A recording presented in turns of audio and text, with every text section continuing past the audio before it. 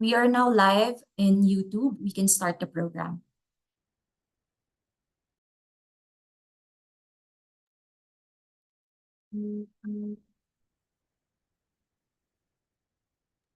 Miss,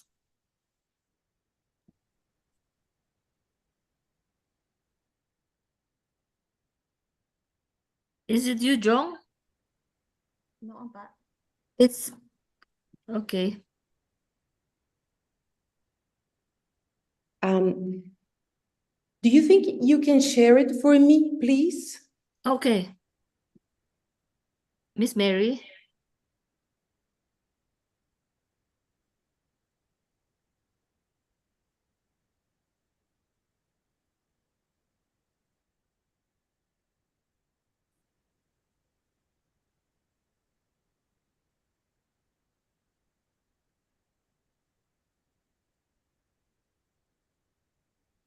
But you know what happened? That I need to see my text, which is on the same computer, and I can see it like this. I don't know why. Okay.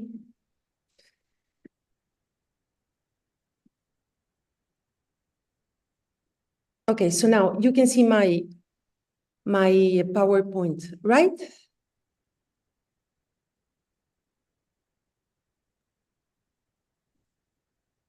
We can see it, but is it from your computer or from Mary's? From the...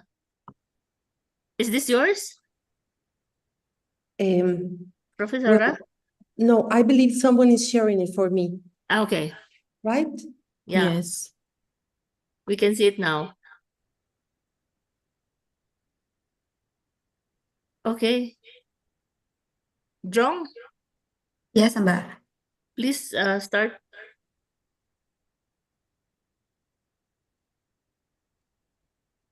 Who is the host? Crystal, the moderator, ba? Okay. Sorry. Professor Cristil, Dr. Cristil.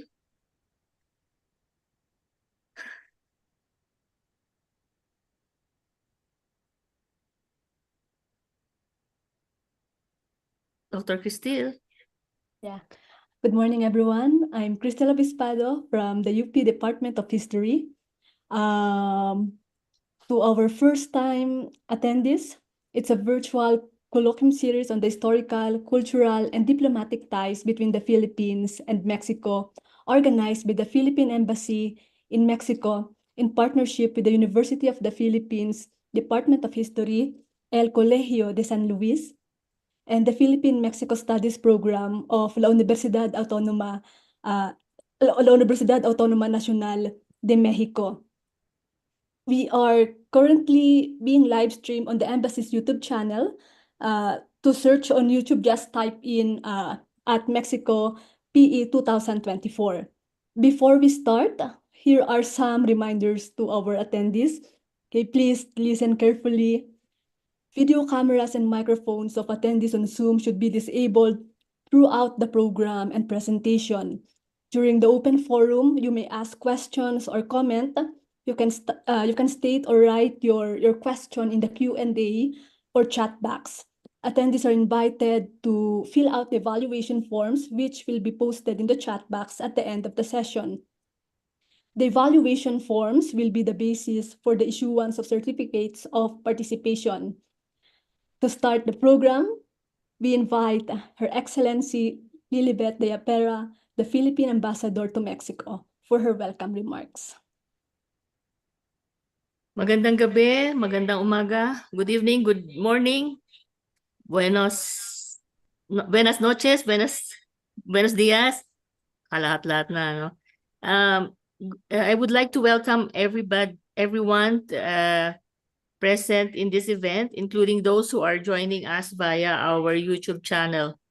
I would like to welcome you all to the 6th episode of La Historia, Olvidada, Filipinas-México 2024. To our new participants, this initiative started in October last year with the aim to highlight pivotal events and context that have shaped the engagements between the Philippines and Mexico, spanning from the 16th century to the contemporary period. Likewise, to elevate scholarly diplomatic, and cultural exchanges between the Philippines and Mexico, and to understand the role of the Manila-Acapulco galleons in shaping relations and pioneering global trade. Dr. Crystal has already mentioned that we have partners, of course, Dr. Crystal Obispado of the University of the Philippines, Diliman, Dr. Tomas Calvillo of El Colegio de San Luis, and Dr. Ivan Valdez Buvnov of the Philippine-Mexico Studies Program based at the Universidad Nacional Autónoma de Mexico. Since we are doing this every month, we have a dedicated partner each time. For this episode, we are lucky to have Dr. Cristil as our host and moderator. Thank you, Dr. Cristil.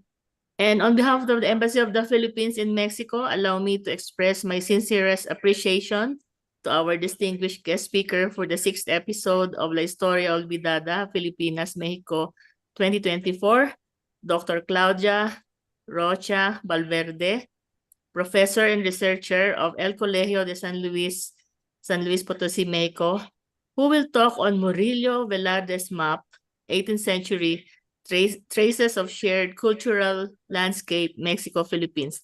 Once again, welcome and thank you very much for your participation. I hope that you will post a lot of questions so that the answers of Professora will give us more information. Thank you very much and magandang umaga, magandang gabi sa lahat. Maraming salamat, Ambassador Dea Pera. To acknowledge our participants, may we call on Ms. Joselita Ginid. Thank you, Dr. Cristel. Good evening, good morning to all.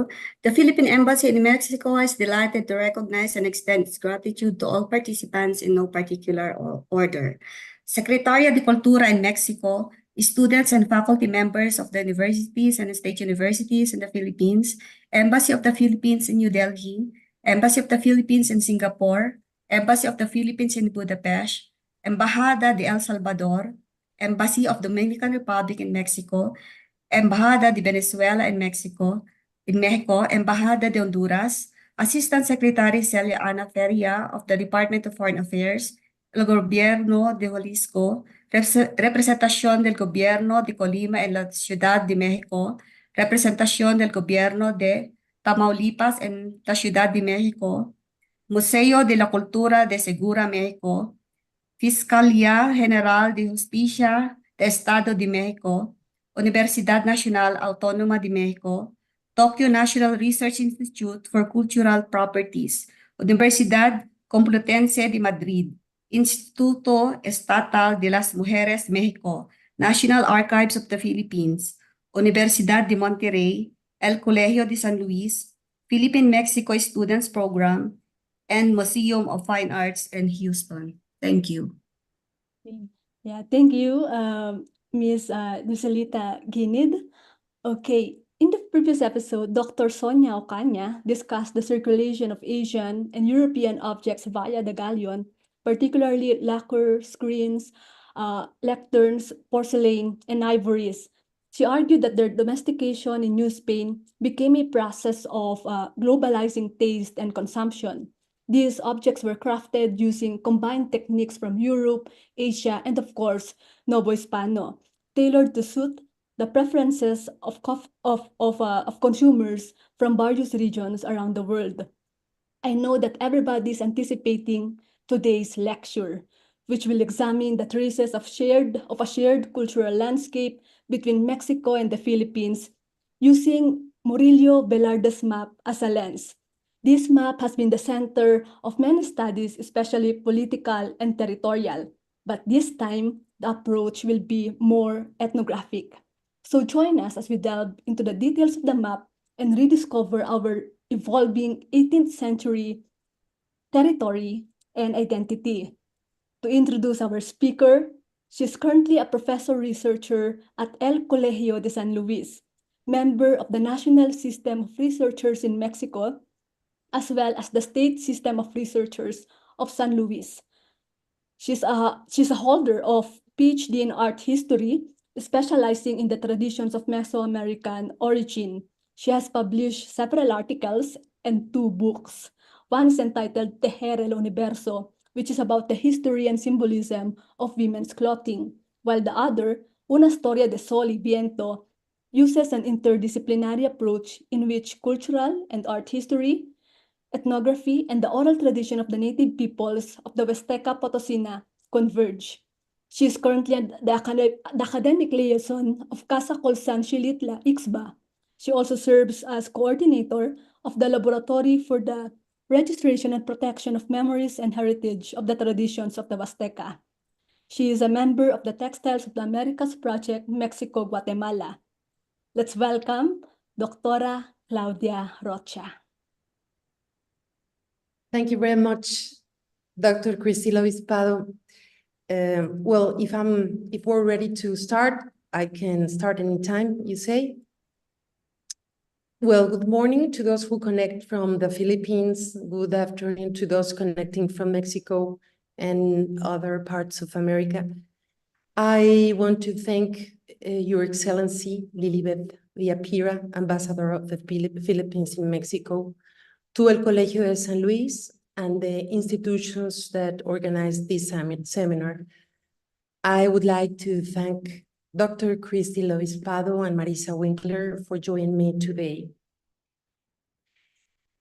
Okay, I will be asking to help me with the slides so we can leave it like now in the first slide.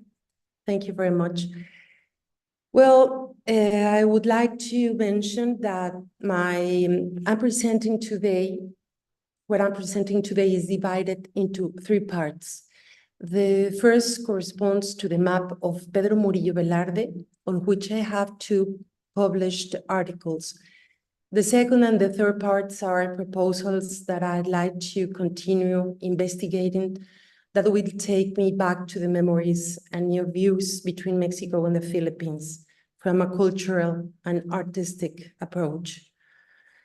I make this presentation in English. I will do it my best, knowing that the past of these 2 countries has been made in several languages, but mainly in Spanish because it was the official language. And so it is found in the documents of the colonial period, and this map that I'm going to expose is an example of that. Well, next slide, please.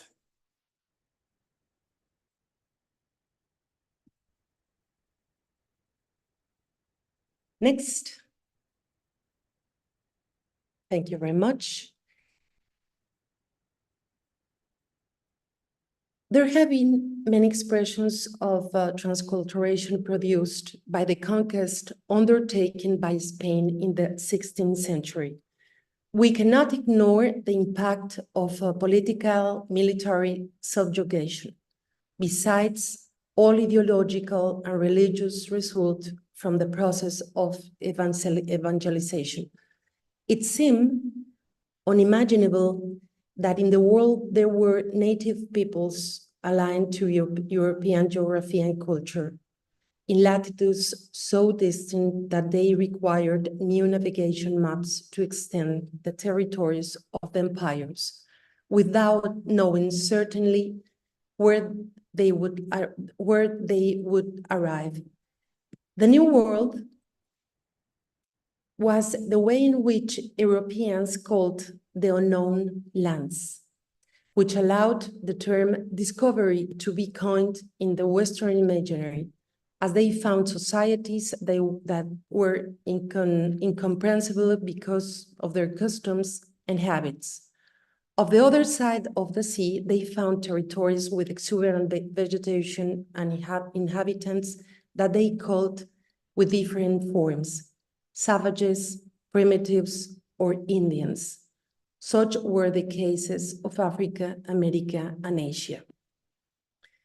In this paper, we undertake a study from different disciplinary approaches that allow us to propose some ideas from cultural history, art history, and ethnography of the peoples who inhabited the Philippines, conquered and managed by New Spain during a period of 250 years of gradual transculturation, which led to one of the most daring transoceanic enterprises of mankind in the round-trip route of the Manila-Acapulco galleon.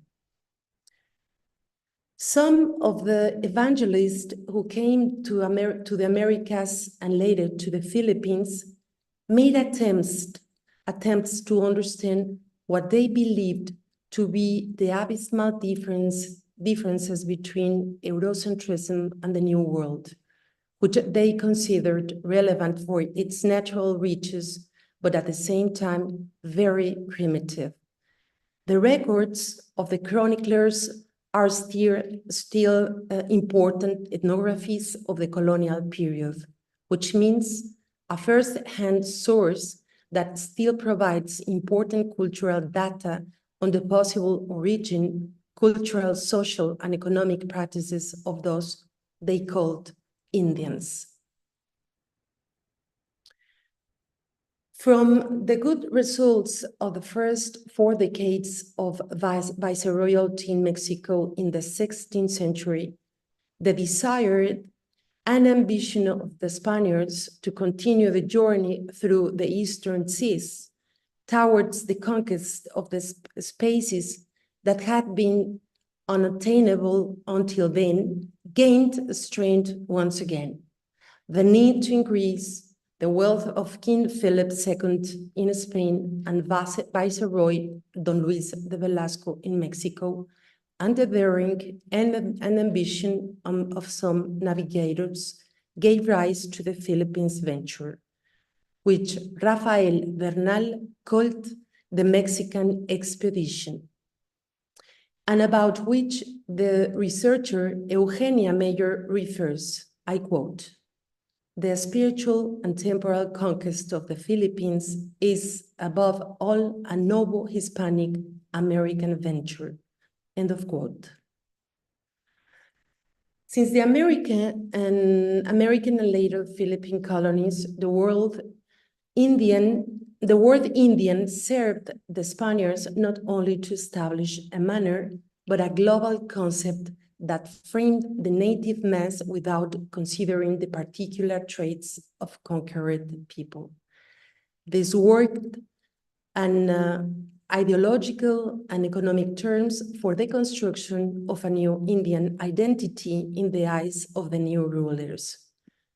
Gaspar de San Agustin, one of the Philippine chroniclers, whose testimony reflects the Spanish view of the time regarding the native Asians, said, I quote, "The inhabitants of the islands are so different from the American Indian, inhabited in the darkness of death, living blind and under the tyrannical rule of Satan, to whom cowards and ignorant people rendered vassalage."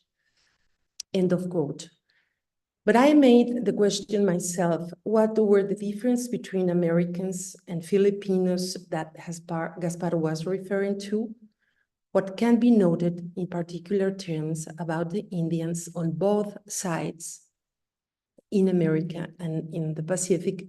Those of the Philippines and those of Mexico came from a vast multi-ethnic and multicultural range. The people that inhabited this territory or territories had very different characteristics. About the Filipinos, as they were generically called, Bernal said, I quoted, "Each small group was independent and there was no central power in the archipelago, not even in each island. This is one of the important differences that allow us to put the natives of the two hemispheres in perspective and determine what kind of cultural traits they had in common, which could have provided the Spaniards similar systems of organization on both sides. On the various racial groups that already inhabited the Philippine archipelago, perhaps the exception was the Southern Muslims, of Moros, the Chinese, or Sangleyes. Those of New Guinea were Negroes, or which means black people.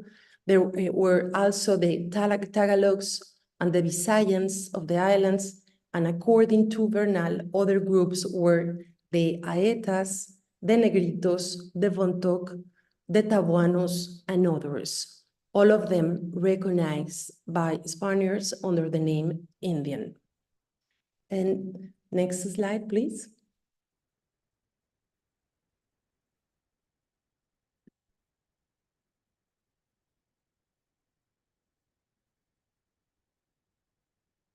The cartographic document, unequal for its beauty and the detail of the islands, was made by the Jesuit geographer, historian, and poet Pedro Murillo Velarde. I'm sorry, because on the map you're gonna find the name Jose, so I made a mistake, but his name is Pedro Murillo Velarde. The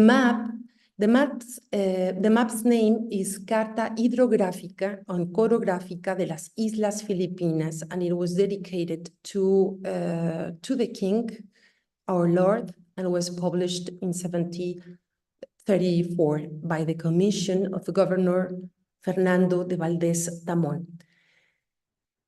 Murillo's map was a paradigm in the history of the cartography of the archipelago made until then. Not in vain, it was called the mother of maps. It was valid for 74 years, from 1734 to 1808, when it was perfected by Alejandro Malaspina's map. It can be understood that Murillo's hydrographic chart, as were many other maps, constituted one of more of the totalizing artifacts of the geopolitical power of the Spanish monarchy. This map can be considered, therefore, the synthesis of the economic bonanza strengthened by global trade, in addition to expressing the consolidation of the socio-cultural identity of the Philippine territory in the regional imaginary, for which the map played a preponderant role. Therefore, we are in front of an artistic work of high quality and a foundational document of the Philippines' identities. After 160 years of Legazpi and Urdaneta's enterprise, a period in which this territory was built and consolidated, such as Nicolas Joaquin said in his famous phrase, I quote, "It was aboard the Manila galleon that we began to be the Philippines," end of quote. Murillo's map is, strictly speaking, maritime chart that represents the navigation routes between the archipelago itself, codified in scales that resemble the real surface by means of longitudes drawn in diagonal straight lines that emerge from the star-shaped figures of the winds distributed throughout the surface.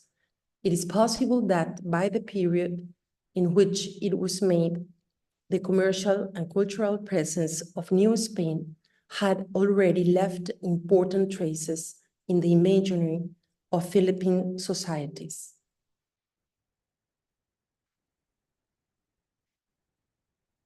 In Murillo's map, can we get back to the slide before, please? Yeah, thank you very much. In Murillo's map, we can notice a deliberate intention not only to represent the areas of water and land with their coast and maritime roads. It was also enriched by the incorporation of 12 engraving, six on each side. The correlate that is created side to side on the main chart is a testimony to the existence of multi-ethnic territory described in the lower part of each small engrave.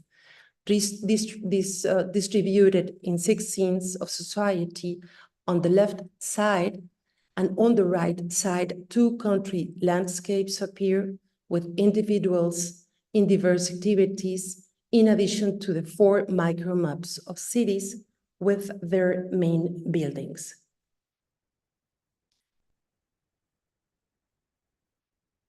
The engravers of the map, experts in the technique of buril in Spanish, was the Tagalog Indian Nicolás de la Cruz Bagay, who apparently made the scenes on the left side, since his signature appears at the bottom, and who was also in charge of the Jesuit printing press from 1743 until they were expelled from the archipelago in 1768.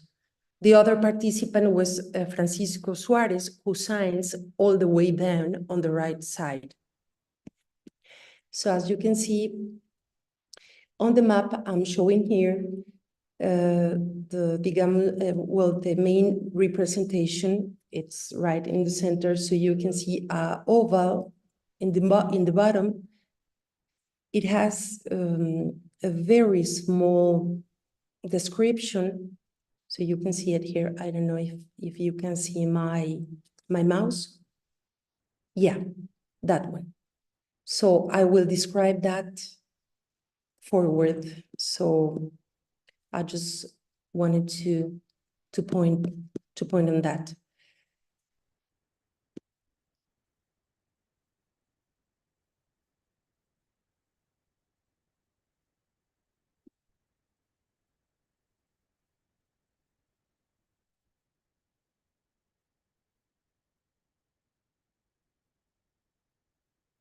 Okay, what I'm going to explain below corresponds to the other possible view to investigate an artifact that was made to understand the political dominion of a territory.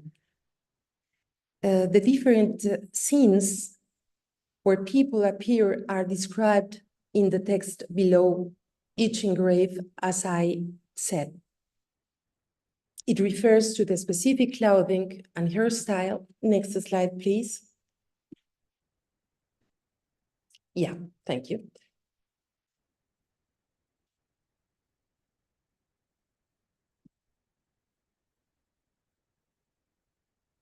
In the text below every small engrave, we can find the description of the specific clothing and hairstyle.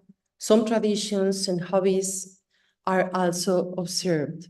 However, it is notorious the preeminence of phenotype in which those of Chinese origin are another part of Asian complex predominate more than the European aspects.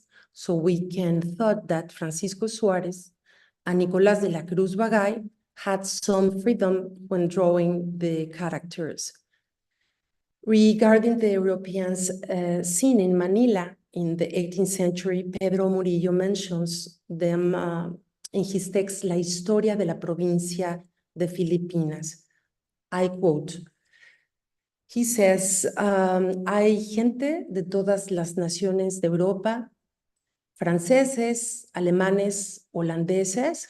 There's people from other nations of Europe, French, Dutch, Genoveses, Genoese, Venecianos, Venetians, Irlandeses, Irish, Ingleses, English, Polacos, Polish, and Suecos, Swedes, and from all the kingdoms of Spain and of all America. So any afternoon on the Tule, which refers to the bridge of Manila, we'll see all nations pass through.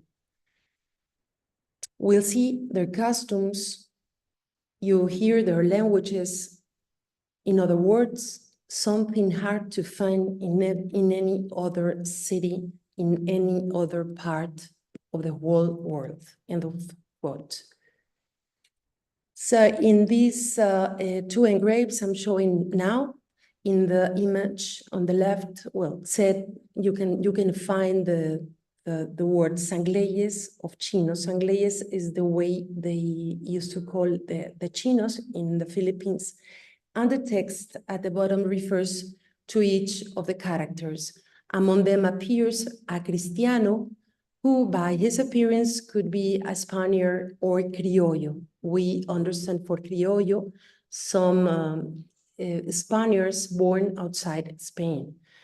The second character is someone important. In Spanish, it says gentil, principal, with a hat and oriental ponytail. The third is a fisherman with chanchui and falakot. I found those words in the description, but I couldn't find out what this really means. Of the Chinese or this has to be with this Chinese or Sangleyes group. The fourth character is described as a cargador con pinga, holding a rod to carry merchandise. On the right side, it says kafirs, from the Arabic kafir, a term used by Muslims to refer to the unfaithful black or infieles, los negros infieles of Southeast Africa.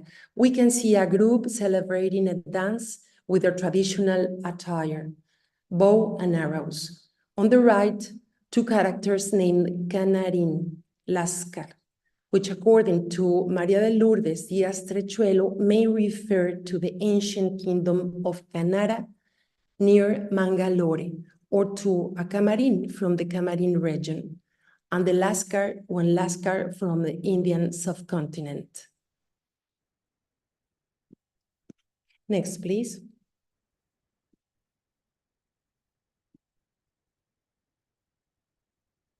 In this image on the left side, the description refers to mestizos. In this world, since 1617 and all the rest viceroyal period, they call this mixed of races mestizo. This is a word, a Spanish word that I really find difficult to translate, to find the right word in English. But mestizo is this mix of races, of this cultural mixed, or I'm going to say mestizo. The description refers to mestizos, and because all the map is written in Spanish. Mordica or Mardica of Portuguese origin and Japanese. On the right side, the description is Spaniard with tall payo. I see this payo is a large stick. So payo, I don't know where is this word coming from. I've been looking for it because we're talking about old Spanish too. But well, it says payo, and the character in the center is black man of the land, just like that. On the right side are Indians fighting cocks, although they are much like to the Spanish type characters. They don't look like Indians. By the way, cockfighting is so popular in Mexico. It is another tradition of Asian origin introduced in Mexico through the Manila-Acapulco galleon. In the back, there are two characters with bow and arrows, natives with skirts of leaves described as aetas or cimarrones del monte, cimarrones del monte, with bow and arrows that point towards a tree where a bird rests on the top. And at the foot of this one kind of deer can be seen. About the aetas, Bernal referred, I quote, "They live in an unwished primitivism. The religious are idolatrous, and in some cases, there are marked traces of cannibalism." End of quote. Next, please.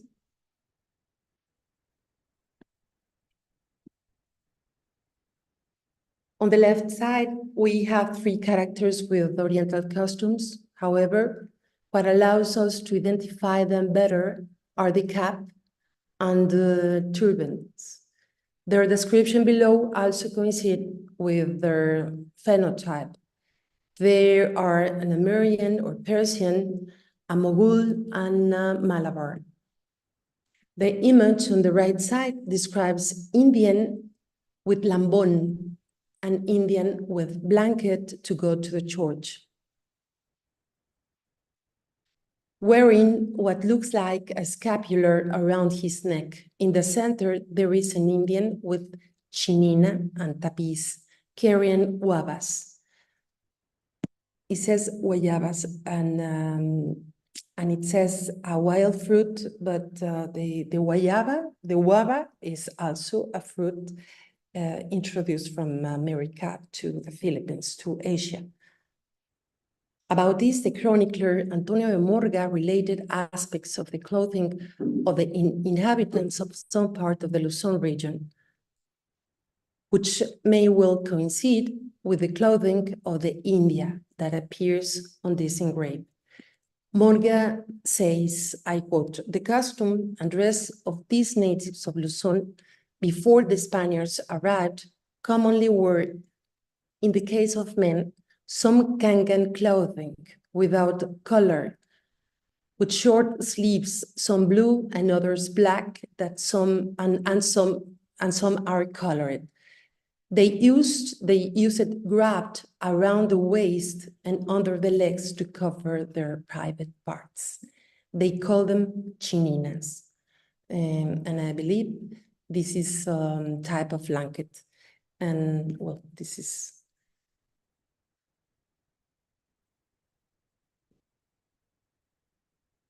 And to refer the tapiz, tapiz is a type of cloth highly prized in the Philippines called nipis. This name nipis, this is how I find it nowadays. And most of you know maybe this name or this kind of textile. And they call it nipis of paradise or paradise cloth from the island of Iloilo, which was used to make various garments. It may be garment worn by the Indian in an image wrapped around the waist. In this same engraving, it is also described that the woman is carrying guavas in a basket on her head. And next to her are two children. One is naked, who seemed to accompany her. The third character is described as Bisaya con balarao, or dragger at the belt. Morga noted, I quote, "This way of wearing the hair and the long costume of the Visayas has analogies with the Japanese headdress and kimono," end of quote. In another interior scene of the engraving, we can see three dancers right in the back. Indians dancing the Comintani. The Comitang was an ancient Filipino dance played with an instrument similar to the mandolin or bandurria. Next, please. Okay, so these scenes that are on the right in this copy I'm showing you, we can see an alligator or crocodile, but it is described in Spanish too. And it says that on the upper right side, you can see a rural scene is shown in the Luzon region. And it's the description, it's something like that. Caimán or cocodrile, que están llenos los ríos de estas islas. The rivers of the islands are full of the caimans and these kind of animals. And in number 2, because they are numerated, and they said number 2, Sagua culebra muy grande. 3, indio in Bajaque, flowing with a carabao or buffalo. And there's some words that are not Spanish exactly, but I'm telling you just like I found them in the map. In the background, you can see a house that could be a nipa, traditional house made of vegetable fibers, erected of 4 piles. There is a woman possibly pounding rice in a mortar. Figure 2, you can see, figure 2, you can see Wahan Island. And it says that only Wahan and Rota, there are people, and they are about 3,000 almas. Figure 3 is the Pasig River in Manila. This is a small descriptive map of Manila listing various buildings of political and religious importance. Over the Pasig River, the Tulay or bridge is seen, perhaps the one Murillo was referring to, where people of all nations used to meet. Figure 4, there are 2 species of fruit trees notorious for their size and shape, next to which is read papaya, a fruit introduced to the Philippines from Mexico. The species mentioned as nanca, a fruit with a rough shell covered with spikes, is very similar in appearance to the exotic fruit of a large tree that in some parts of Mexico is called yaca, apparently native from India. In the background, at the foot of the bongas, there is a machín blanco, species of primate also known as a capuchin monkey.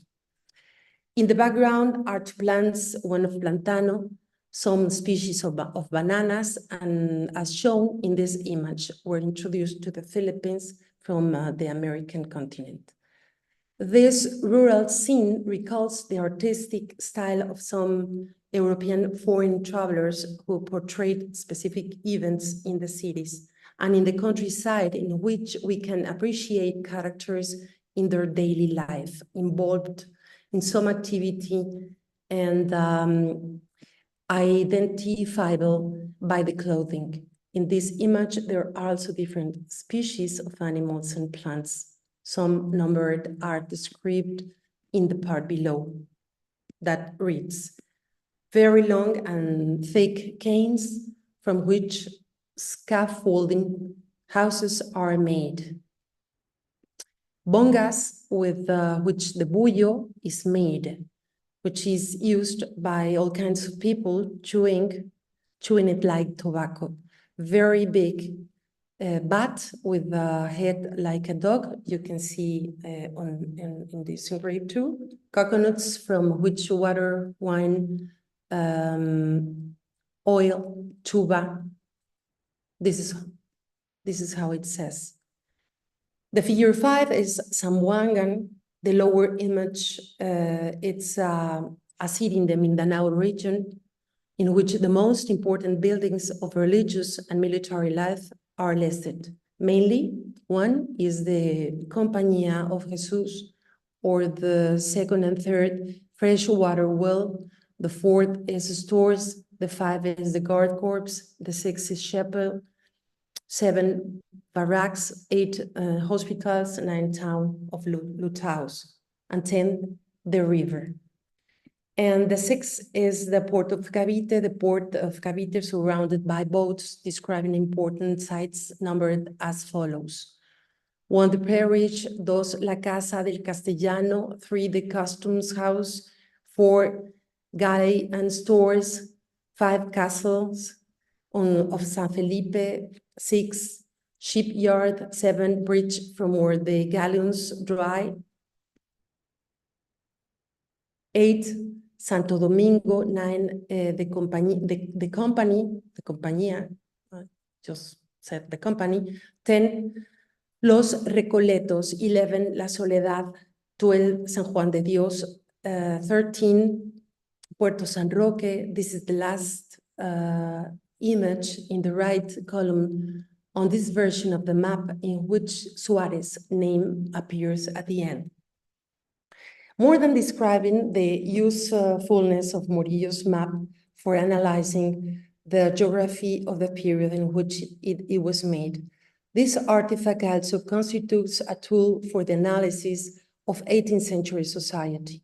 In this way, some expressionists are showing the multicultural complex that permeated the period. The map allows us to identify Asian affiliations from countries such as India, including the Mughals and the Malabar people. There were also those who came from China and the Sangleyes or Filipino Chinese, who had inhabited the archipelago since ancient times. Among the native Indians, there were the Aetas, Visayos, Negritos, Cafres, Camarines, Lascar, Mordica, as well as the Mestizos and Spaniards. There are also the Middle Easterners, among whom we can mention the Armenians and the Persians. The few activities that can be seen on the map give an idea of the pastimes and modus vivendi they had in the city. There were the smokers of tobacco in water pipes, a tradition from Asia and the Middle East. There were the fruit and fish sellers, farmers, and plow dancers who in the vignettes appear as Indians, some without specifying where they came from.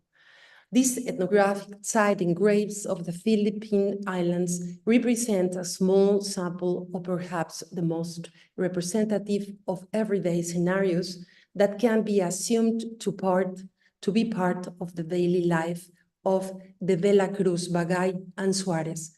The products derived from the manual textile activity, perhaps semi-industrialized for the time, and which is a significant percentage were part of the galleon's commercial cargo, as recorded in the tax system were basic products of intertrade. This is illustrated by the fact that Malabar in Indian and other regions of the Philippines and China were already historically important in terms of cottons and silk textile production. As I was telling you, remember the oval in the interior of this oval is a large text that alludes to the period of the conquest undertaken by Ferdinand Magellan, whom Murillo mentions in the outline of the map in his marine route, which can be considered a tribute to the conquest. The gloss of this part of the map offers an important choreography narration that is understood through the ample botanical knowledge that they had about the natural wealth of the islands, of the wild and domesticated animals, species, and inhabited them.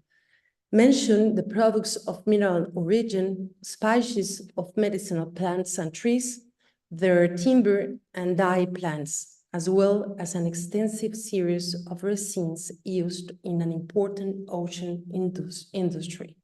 Important agricultural products, among them, some of are coming from America, are described and their assimilation into the life and diet of the Filipinos. We can discuss. This gloss also provides information of the military and religious organization along the census of some villages.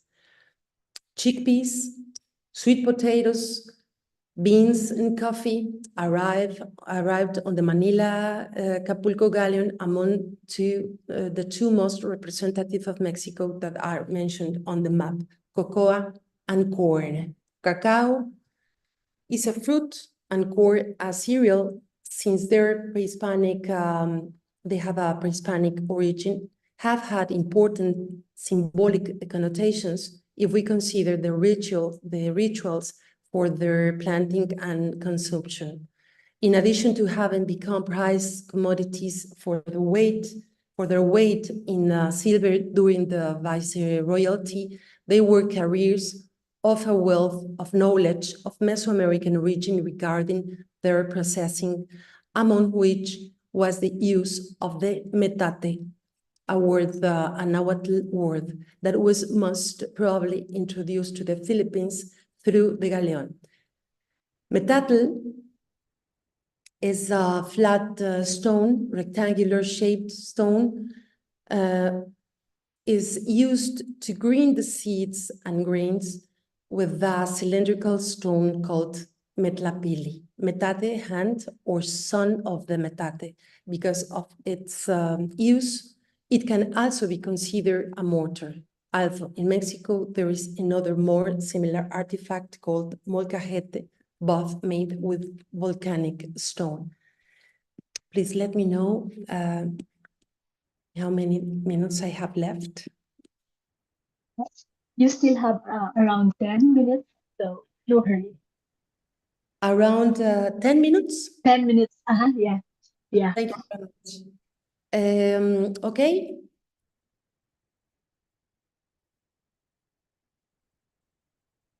On the other hand, an information of the census that appears in this oval as a cartographic proposal appears almost at the there's no mention of the number of inhabitants of the city of Manila, which was by the most populated of the entire archipelago, nor does it indicate in any way that after the Legazpi's arrival, it was possible to inaugurate the Manila-Acapulco galleon route, considered the founding project of the Philippines and from which many of the products described in Murillo's map. Listed in the tributary system, it was also this Trans-Pacific exchange that favored the mestization, which is very strange, the mestizaje, I don't like the word in English, mestizaje of the peoples rarely hinted at on the map. Cosmopolitan Manila, as an important place of global commerce, was the point of genetic cross-breeding between Asians, Americans, Europeans, and natives of all kinds, similar to what happened in New Spain and which led to the emerge of caste. An example of this is what Garcia de los Arcos refers about the ethnic groups and social classes in the Philippines in the 18th century. He proposes a general division of the conformation of these groups, among which he mentions, I quote, the European Spaniards or American Spaniards, also called Indianos, and even Gachupines. The Spaniards born in the American colonies belong to the category of Creoles or Criollos. Okay, next slide.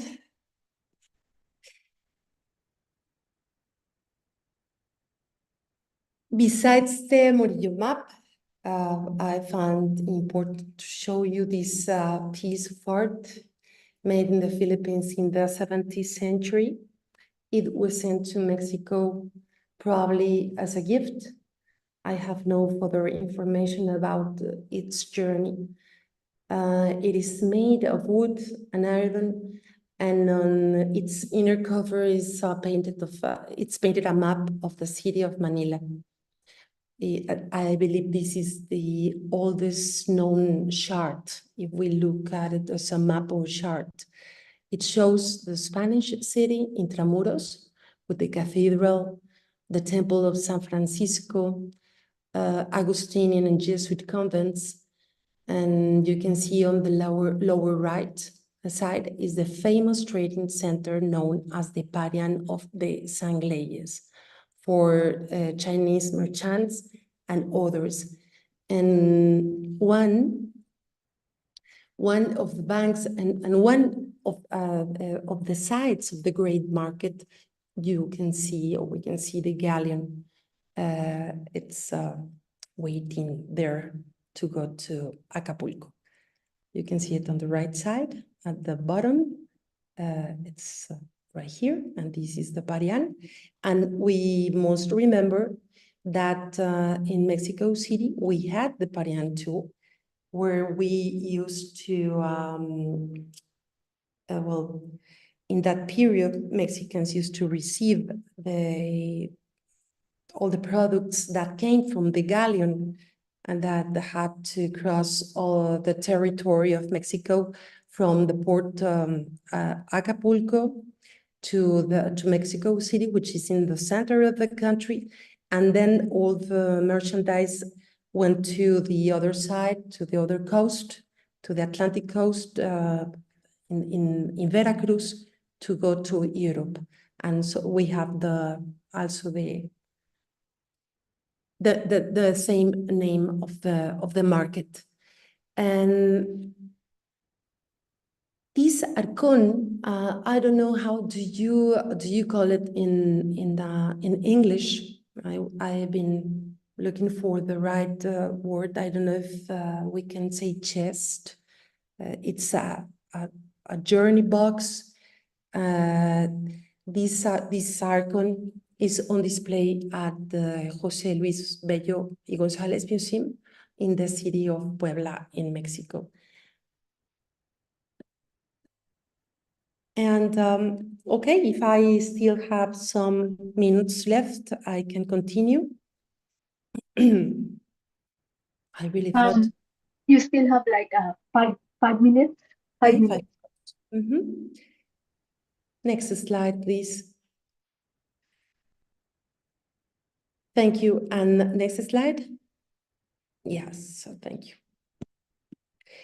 These two images could be called mestizo fashion in the Philippines, and this is 19th century. Next slide.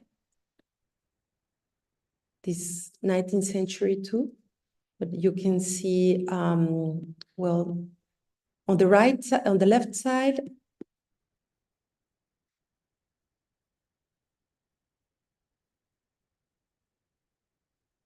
they appear. You can find the mestizo word on the bottom. Sometimes they said Spanish woman, but mostly appears mestizo. So we're talking now the mestizo, the mixed of races. And well, okay, I like to end my presentation. Next slide, please. This is the cast paintings.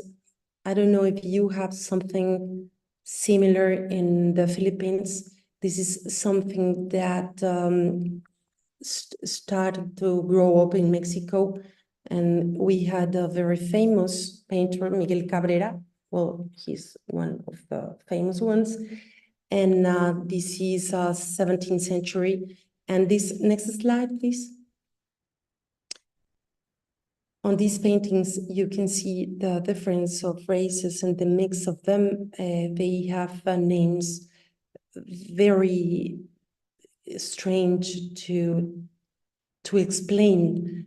There's researchers who have been working through it to explain the mixes of negro, china, the criollo, the mestizo, the mulatto, and the many mixes we had in Mexico that in that time was called the casta system. Next, please. And this is where I'm going to finish with La China Poblana. This is an iconic example of ancient interculturality, La China Poblana in Mexico. Some say she was an ancient princess from China, whose luxury silks inspired the folk costume of today. Others insist that her origins are to be found on Mexican soil in the Poblano Heartfield. So who was she? She was in fact two people, the China Poblana of the popular imagination of the brightly embroidered blouse and rebozo, or chal, an invention of the 19th century, a symbol of Mexican womanhood. She is related to Spanish prototypes such as the maja, immortalized in paintings by Murillo and Goya, in Murillo, the painter. In these scenes, the name China is simply a generic term for servant, country girl, or even concubine, reflecting her various roles in Mexican legend. Since vice-regal times, however, the word China referred more specifically to a person of Asian background, usually Filipino, but also Chinese, Japanese, or Indian. It was only because of this terminological coincidence that the country girl of the jarabe is a traditional dance in Mexico, became confused with an earlier China of a much different kind. According to Castillo Grajeda, I quote, Emira was the name of this woman I'm showing on this slide, and she's the one who came from India, from the Mughal Empire. She was captured on the beach by the pirates, who were later her means of reaching Manila, and by extension, New Spain. Taken aboard their ship, she sojourned in the Portuguese South Indian enclave of Cochin, long enough for the Jesuit mission there to be baptized at Catarina de San Juan. Portuguese records from the period confirm that the city of Cochin was severely troubled by pirates in the year 1616 to 32. Later on, Catarina continues, she was taken back onto the same pirate ship and transported amid great hardship to the slave markets of Manila. Her long stay in the Philippines cannot have been very pleasant, despite Ramos' colorful stories of the serenades of an enamored Japanese prince converted by the Nagasaki mission of the Society of Jesus.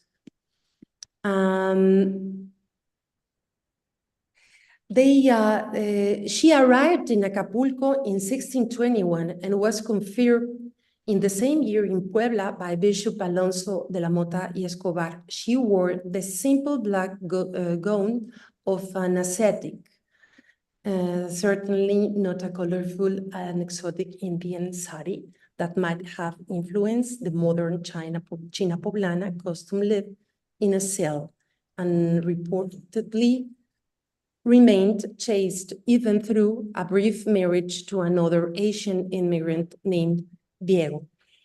Next, please.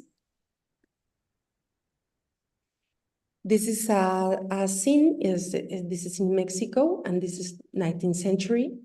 They call them chinas. Next, please. Chinas in a fandango, in a dance.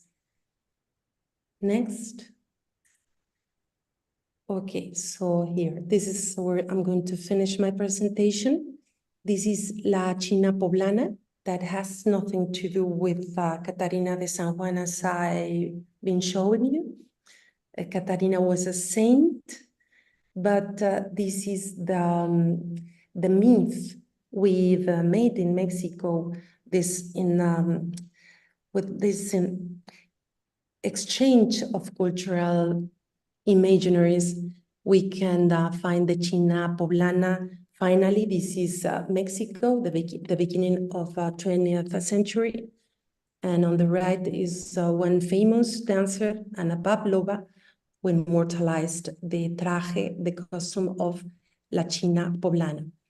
And on the right, this is La China Poblana nowadays. And this became the national costume, well, one of the national costumes, and some say this is the soul of the Mexican nation. With El Jarabe Tapatío, on the right we can see Ana Pavlova dancing the El Jarabe Tapatío on a hat of mariachi, and which are the music and the dances and the costumes that we made officially Mexicans, and they are mixed or hybridization of these exchanges between Mexico and the Philippines. And well, this is where I'm going to finish now my presentation. Thank you very much to you all to be here, and well, I'll be ready for your comments, your questions, whatever. Thank you very much. Thank you so much, Dr. Claudia Rocha Valverde. Before we entertain your questions, I would like to recognize the presence of the main coordinator for today's event, Dr. Tomas Calvillo Una of El Colegio de San Luis. Welcome po. Yeah, so we will now check the questions. The floor is now open for your questions. Just raise your hand, state your name and institution, but you can also write your question in the Q&A or chat box. We have a quick question here. Is there a chance you can share your presentation with us? I believe Dr. Rocha Valverde told us that it's based on one of her publications, no? Perhaps Dr.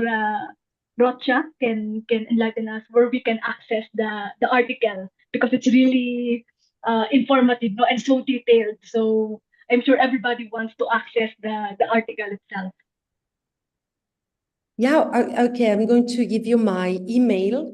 If someone would you like to send me a text, I will answer any question, and I can share my presentation if you'd like to, or I can share the sources I've been checking out for this work.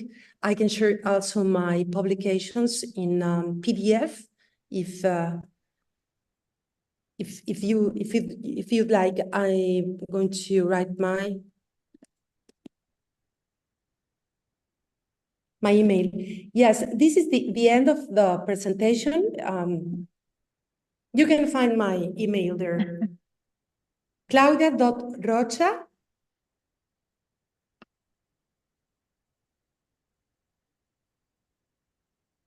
Yeah. Thank you so much, no, for your generosity, Dr. Rocha Valverde. We'll go to the next question. Mr. Ricardo Pinson, would you like to give your question, or you like us to read it for you? Is Ricardo here? Ricardo? Okay, I will read the question, no, for you. This is an extraordinary tool for approaching Las Filipinas in an ethnographic adventure. I am going to dedicate time to reviewing it. In the mid-18th century, everyone who impacted the islands was captured on the map. Would you agree that one of the illustrations or pictures in the squares actually refers to the hundreds of Mexicans taken to Manila? Dear Christine, I'm trying to see to read the question. Okay. I will post again, no, for you. Yeah, because you see the sound of my computer is not working very well, so I hear it just like with many interceptions. I posted it. Okay, so is this is it an extraordinary tool? Is this? Okay. Yeah, that's for approaching Las Filipinas in an ethnographic adventure. I am going to dedicate time to reviewing it in the mid-18th century. Everyone who impacted the islands was captured. Oh yeah, Would you accept that one of the illustrations or pictures in the squares actually refers to the hundreds of Mexicans taken to Manila? No, I don't think so. I didn't find any information in that term. I didn't find the Mexican, the representation of Mexico, and that's why I believe that these two Tagalog Indians that helped the Murillo to make the engraves. I believe they proposed their own thing. I don't know if they were ordered by Murillo, but why we can only find the groups of Manila in that time, the society or societies in Manila, because there are many of them, but I didn't find the Mexicans. Only in some fruits, like the way they mentioned the guayabas, they mentioned probably we can see a plant of cacao. It's hard to identify there, but also cacao, the guayaba, papaya, also that came from America, not precisely from Mexico, but from America. Thank you very much for the question, and I'll be researching more about that. Okay, thank you, Claudia. Maybe call on Rodrigo. Rodrigo, you can give your question. First of all, many congratulations for your very, very interesting conference. There's no doubt that Philippines at that time was the center of the first globalization, because as you said, you can find Swedish. I mean, I didn't know that you can find Swedish in the 18th century in Philippines, so it's incredible, no? But everybody can expect to have people from Spain, Portugal, etc. But Sweden, it's incredible, no? So it's the best proof that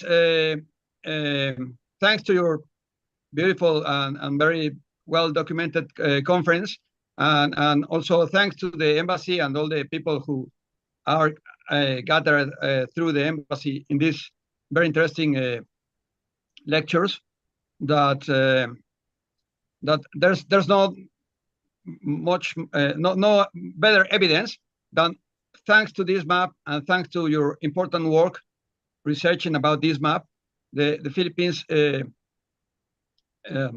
since the early history of the Philippines to nowadays is a very, very important country that gathered all the countries in the world, and it was a time thanks to the galleon that was the center of the globalization. So it would be nice to some of the important people who are studying the history of the Philippines that probably make a future lecture about the importance of the first globalization and the role that the Philippines had, and I think it's a leading role in this globalized world, because nowadays we are very, it's everyday's life not to have an application from Russia or Bavaria or South America, Africa, whatever.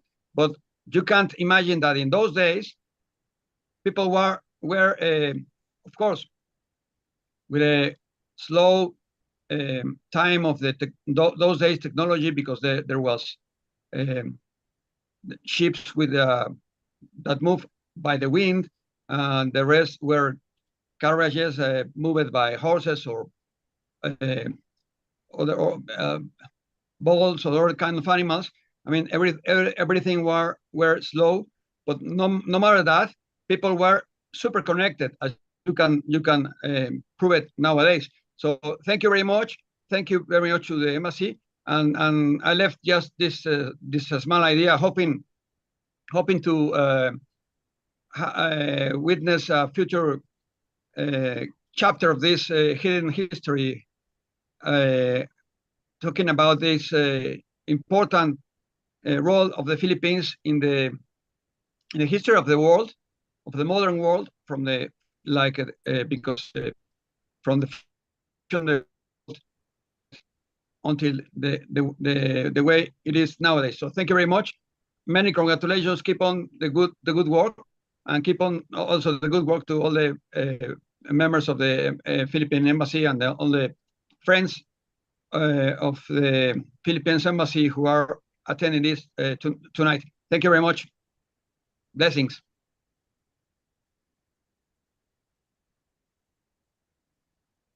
Thank you, Rodrigo. Thank you, Rodrigo. I think we all agree with you, no? We actually received a lot of congratulatory messages, but we will go to the next question. Thank you for taking the time to discuss every detail in the map that is usually overlooked. Do we have any evidence that would point to New Spain's or Mexico's direct influence on Nicolas Bagay and Francisco Suarez? For example, was this type of cartography also used in Mexico in the 18th century? Okay, thank you, Christy. I'm reading now. Thank you.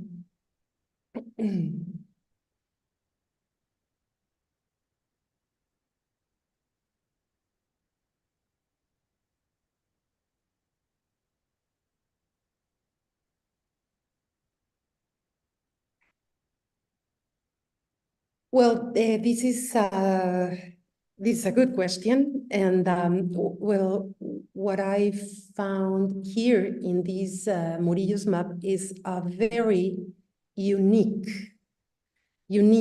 specimen, if I can say that way, because what I find in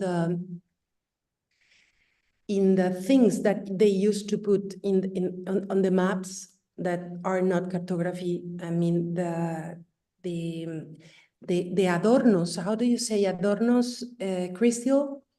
Well, it could be adornment, decorations, no? Decoration. Yeah, that's right. And in this case, what I'm studying, that's why I made this presentation, and that's what I published 2 articles about that, because I've been dedicated a long time, too much time on this. I like it very much.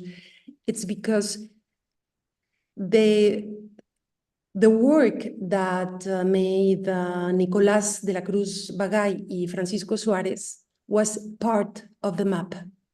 It was not only the importance that Murillo had to, as a geographer, historian, and poet, and that very important person, that religious and Jesuit, because he was Jesuit person. I mean, the importance that had 2 Tagalog Indians to show, to make to build or to make the construction of a narrative that enriched the map that we're seeing in Mexico. I haven't seen something like this, but I cannot say there's none in the world. I have to look for it and make some comparison and someday tell you, hey, I found another map that has a correlate very important as the participation of Nicolás de la Cruz and Suárez.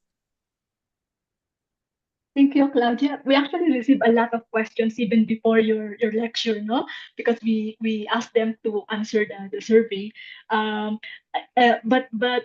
we can only, or Ambassador, can we still entertain? I think we can only entertain one more question, or can we entertain more? It is up to you, ma'am. Okay. Well, yeah. I'm so sorry. I chose the last question, no, because yeah, we don't have enough time. But you have the email of Dr. Claudia, no? So you can send her a message.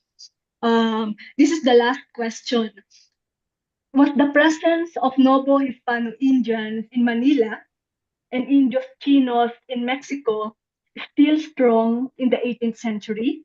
It is unfortunate since it seems like the relations between the 2 nations faded and were forgotten with the ending of the galleon trade. So that's our last question. Okay. Yeah, Christy, thank you very much for your question too. And this is something I need to research on, because I really don't know what happened with in this 18th century in Mexico with the people that came from Asia or the Filipinos. But this is important to know and to continue in my investigation.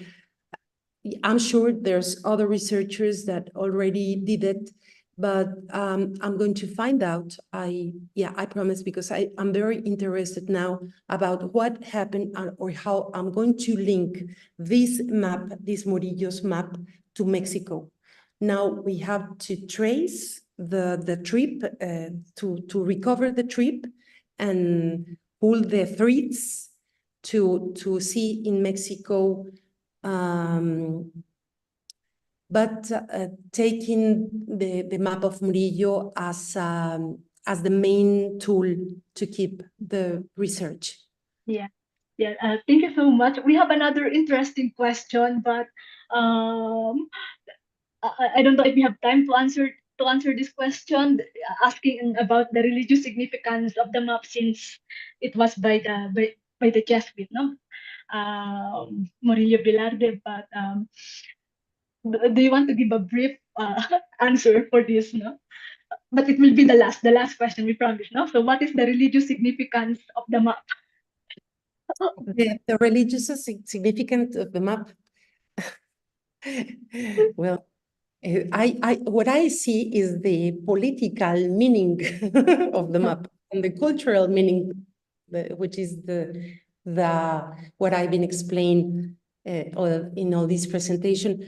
But certainly, well, we can find many religious groups, but I don't know. I cannot say there's no meaning, religious meaning. I cannot say that. I cannot find it at the first sight. We have to look for it. But mainly, it's a political and military tool to say we're here and we domained the world. This is what maps are mostly, right? And this Maybe is we can say that the religious orders are also so political, no? I mean, yes. we cannot separate the two. What is political is also religious, especially in the 18th century. Well, yeah, So, yes. yeah. But thank you so much, Claudia. Before we all go, I think can the participants turn on their camera so we can have a photo op with Dr. Claudia Rocha?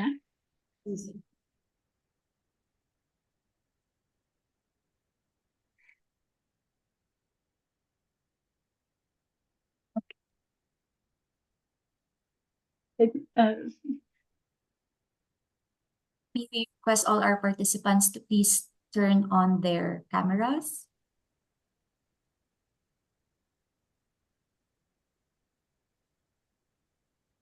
All right, I will be taking the screenshot now. 1, 2, 3. Then the next page. 1, 2, 3.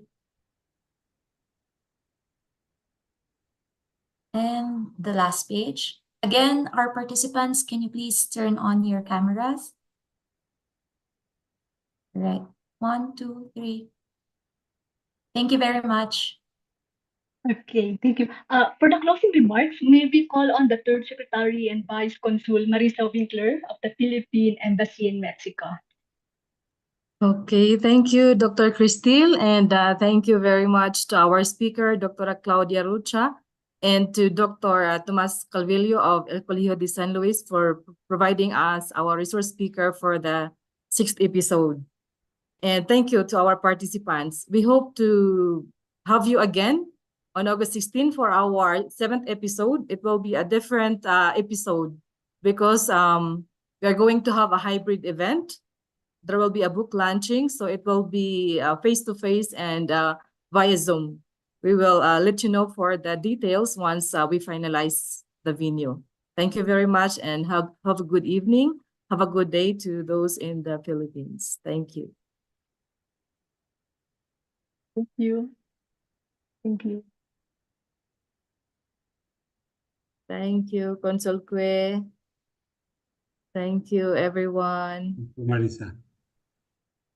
The evaluation, please reiterate the link. here. Yes, please kindly fill out the evaluation so that you can receive your certificate of participation.